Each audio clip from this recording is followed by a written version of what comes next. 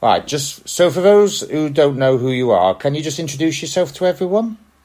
Yeah, my name's Keane Sudworth. I'm 19 years old. I'm an actor and an ex-boxer, and I'm from a little place, Warrington, in the middle of Manchester and Liverpool, hence the messed up accent. Been acting for quite some time now. I always used to want to do it when I was a little kid, and then the boxing kind of took over, and then after I stopped boxing, I wanted to get on with something else, so I thought, why not give it a go, and it's kind of all playing out pretty well. Now, you've not been acting that long, but you've just finished filming Doctors, the popular TV soap. So how was that for you? Oh, that was by far probably one of the best experiences of my life, genuinely. Just being able to just get on set and just give it a go, but more for the fact as well that, because like in a few years when I finished, obviously not in a few years, like in many years when I finished my acting career, and I'm like, I want to start like my own production company, make my own films. So I said to him, like, I said, can I have a look around the set? And he showed me around the set, and he took me into the monitor tent, all the cameras and that, showed me how it all works. So it was dead insightful to be able to see the acting from the other side of the business as well. And because they were all just so nice, and it was just such an easy place to work, and all the cast and crew, they were all lovely. It was a really, really, really good experience to start on somewhere to a proper good starting point. Well, the history of people in soaps is pretty good. I mean, Natalie Emmanuel started out in Hollyoaks, and she played Miss Sunday on Game of Thrones, so definitely a good starting point for you. Well, you've got a bit, you're a bit crackly. Oh, yeah. Oh, can you hear me now? Oh. You still there? Right, so since you just finished filming Doctors, can you give everyone listening a little taster of what everyone can expect from your debut? Yeah, I can't give away too much, I've been told, apparently. So. Obviously. Yeah. But, I think if anything, above all else, people should expect to be shocked, because the story of that episode and like that season is pretty hard-hitting. When I was reading the script, I didn't expect it, but they should expect to be shocked, surprised, find a bit of it funny as well. But he's quite a nasty guy, my character, I'm not going to lie. He's a bit of a scumbag, to put it nicely. He's not, he's up to no good, and he's roping his own girlfriend and things into it. So he's a bit, he doesn't have his head put in the right place, to put it nicely. And it's really hard to do it without giving any of it away. Just do what you can, mate. Just do what you can. So yeah, he's a bit of a rough kind of guy. He's up to no good, and he's on the police radar for all the wrong reasons. But where he can, he's also, believe it or not, he's quite a smart guy. So where he can, he tries to get one up on the police, get one up on everyone else in his life. He always likes to be in charge. So it was really nice to be able to come with his character, like spend a bit of time with my teachers and things like that, creating him and grounding him in reality, because this character wasn't really me at all. You know what I mean? So it was nice to play somebody that just isn't me whatsoever, and to step into their shoes, because that's what I like to do more. Because it gets quite boring when you play characters that are a lot like yourself. So it was nice to play something that was a complete polar opposite. It is nice, isn't it? Particularly, I mean, like Tom Cruise, everyone's like, oh, Tom Cruise can't play a bad guy. Interview with Vampire came along, wow. Yeah, exactly. It's nice to be able to do that kind of thing. So I look at people like Tom Hardy, who can just play everything all across the board. Although, to be fair, Tom Hardy has his face covered for the majority of his movies, which is, I'm not even sure if that's a good thing or not. Yeah, I know. I was thinking that it's like in Dunkirk and in Bane and things like that, where you wouldn't even know it was him if his name wasn't in the credits. No. Right. So, as everyone in England knows, we have a lot of other soaps like Coronation Street, EastEnders, Hollyoaks, Emmerdale.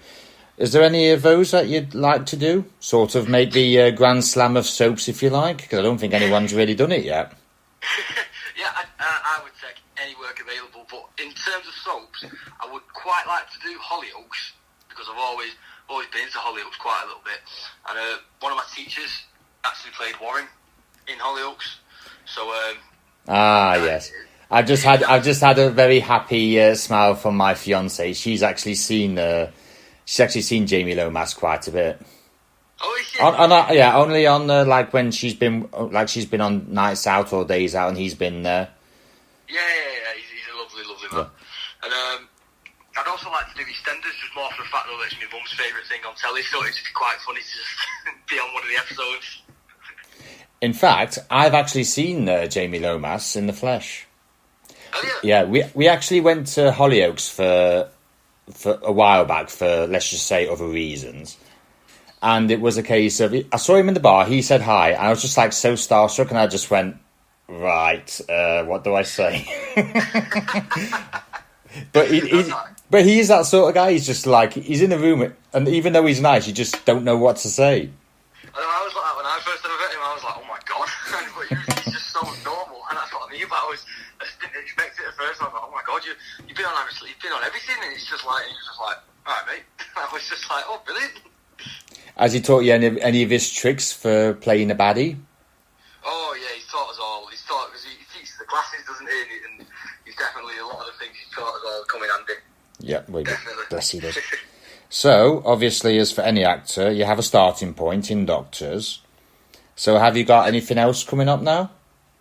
I don't have anything set in stone yet, but I've had quite a few auditions, and a couple of people have been companies and that have been asking for information on me. So it's just waiting for the right thing to come up. And like I say, I'll do anything. But my eyes are ears are the agent and my team and everybody at JLA. So I just wait to be told what to do really by them. And whenever they get work through, they need to do an audition because I'm one of them. Like if they say you need to be in London tomorrow, I'll be like, okay, fine. I'll go anywhere and everywhere. So it's just waiting on auditions and self tapes, things like that. A very eager beaver. Everyone loves an eager beaver who's ready to work. Right, so you're an actor, so obviously there is a dream that you have. So what is the dream for you? The ultimate dream and end goal, and a lot of people always laugh at me when I say this kind of thing, but it's good to have dreams, isn't it? So the ultimate dream and end goal is definitely to win an Oscar or a couple. Be a million, pretty straightforward. Win an Oscar or a couple of Oscars. Be a millionaire. Who doesn't want? Who doesn't want the money? Exactly. Be a millionaire. Have a big house in Beverly Hills. Have a nice car. Sort my family out. Make sure everyone's all okay around this end, and then do acting for as long as possible. And then when I start to wind down a bit in 50s, 60s, open my own production company, start making my own films, and then also possibly open an acting school. So that's like the end. That's like the end goal. To have like a legacy of like making some good films and that, and then being able to give on that knowledge that I've got through my long career, give it on to the next generation.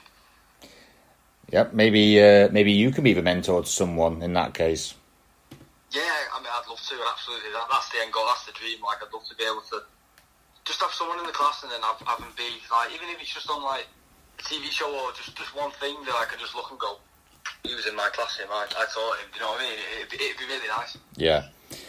Right, so obviously you've done TV. Now, obviously we are in the era of reality TV. So is there any of those that you would do? So like, say, not obviously X on the Beach, but something like, say, Britain's Got Talent or something like that? It can be anything, really. I'm not so sure. I wouldn't do anything like Britain's Got Talent, I don't think, but I would do things like Big Brother, I'm a Celebrity, or things like that. You know, them kind of ones. I definitely do them ones. I've always wanted to do things like that just for a laugh, just to see what it's actually like being there. Mm. Would you do MTV Cribs as well? Oh yeah, definitely. Right, so obviously, as everyone knows, you're an ex-boxer.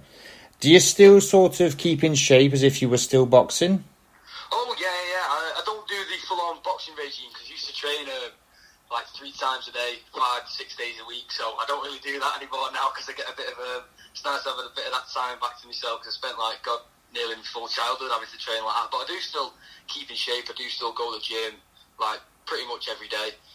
Tend to go for a run a couple of times a week because I don't want to have to lose that fitness because there's a lot of roles out there where, like in the Marvel films, for example, where you've got to be like a superhero. Do you know what I mean? So yeah. It's keeping myself in shape, ready, because it's one thing that my teachers always tell me. They always say to me, look, just stay. The best thing to do, because I asked them about the gym when I started to take the acting seriously. I said, what do you think about the gym? And they said, just stay in shape, so you can alter your body in if it's ever needed at all for any role. So I do like to keep in shape still, yeah, because it was nice to.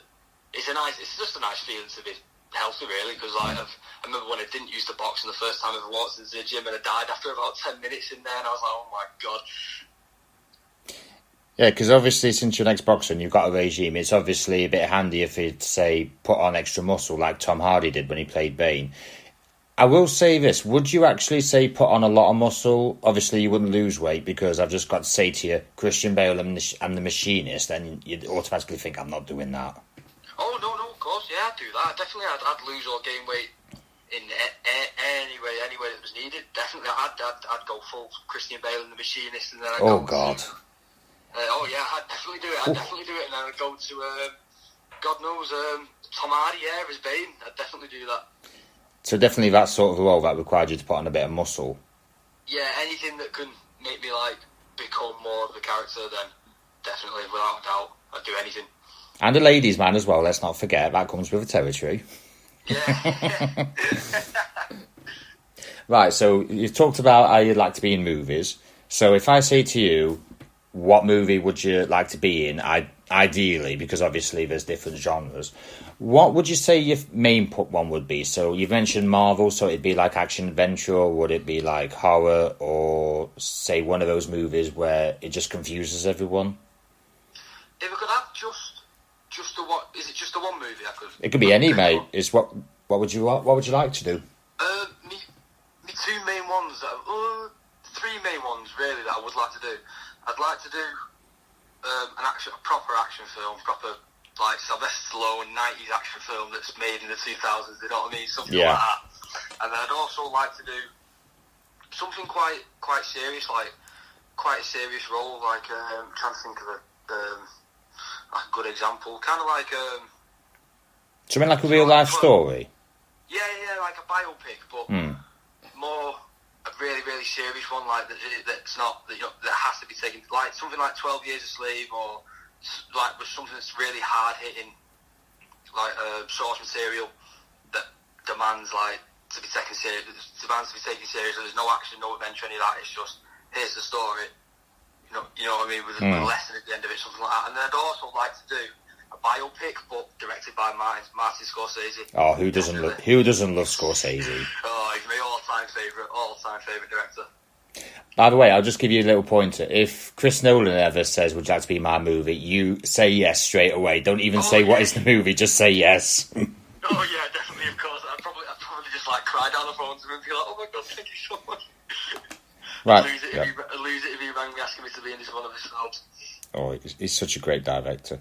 Right, so obviously we're still on the topic of movies. Who's your favourite actress or actresses? I only say this because everyone asks me, like, what's your favourite movie? And I always say I don't have any. I have favourites. So that's why I said a favourite actress or actresses, just in case you've got more than one. I think my favourite actress definitely is probably Emma Thompson. Who doesn't love a dame? I know. She's just amazing. Like every single role she's ever in just blows me away. So she's definitely an inspiration as well in my career, definitely. So we said the actress. What about the actor or the actors? Oh God, right. There's a couple of actors that are my favourites. I'd say my top three, off the top of my head, my top three favourite actors definitely are Tom Hardy, Andy Serkis, and Anthony Hopkins. Definitely. Oh, nice three. I've got a lot more than that, but they are three of my favourites. Anthony Hopkins, especially. Oh yeah, especially. He's unreal. He's incredible. Right, time to pick your brain for a minute because it's the Q&A time. Right, would you rather do TV series, movies, or theatre? Because you actually do have a bit of a background in theatre, don't you? Yeah, I do have a little bit. Yeah. I'd probably say movies. Yeah, movies definitely. Yeah. All right, we'll just stick on theatre a minute. Would you rather do one play in the West End or play in Broadway? Oh goodness. That's a good question. I'd probably say Broadway just because of the American directors and the way Yeah. they do things over there.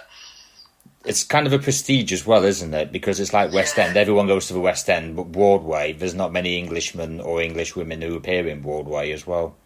Exactly, it's kind of like it's reserved, isn't it, for the best of the best, and I'd like to be known in that category, for being there. It'd be quite a nice thing to be. Yeah. Like a kid from Warrington just on stage at Broadway, like, oh right, this is different. It is. All right then. Here's one that's going to test you. Would you rather work or live in England or America? America, I'd say probably. Wow, that was a no-brainer. No, I thought that might get you for. I thought that might get you for a minute, but I'm like, oh no, he's just answered it right away. Oh no, ever since being a little kid, I've always said, right, I'm moving to America. Ever since being like, my mum said that's one of the first things that I was ever like able to have like a proper conversation about as a little kid. Just like, I'm going to America. Yep.